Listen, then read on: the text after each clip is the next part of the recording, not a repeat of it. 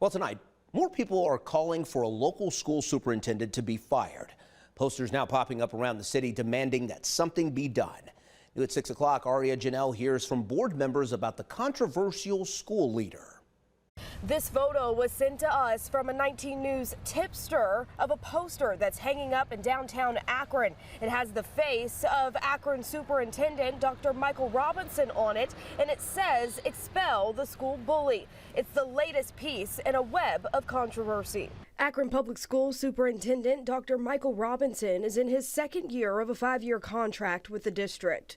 In his first-year review, the Board of Education noted several strengths of the new leader, including community engagement and consistency. But they also highlighted some things that needed to be improved, including relationship building with his staff and board members, something the Akron Education Association agrees with.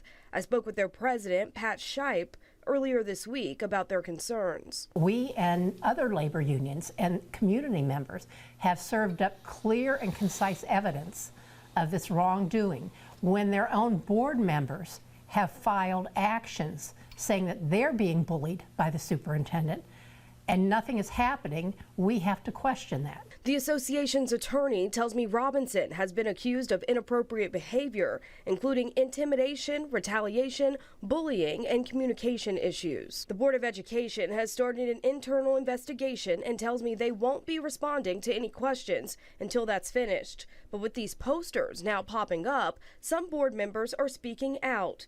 Member Diana Autry sent me this statement saying, quote, "I personally think this flyer is very immature and in fact the very example of bullying and how we don't want our scholars to handle conflict." I reached out to the school system about these posters and received this statement, in part saying, quote, "Akron Public Schools strongly condemns the recent appearance of derogatory posters in downtown Akron.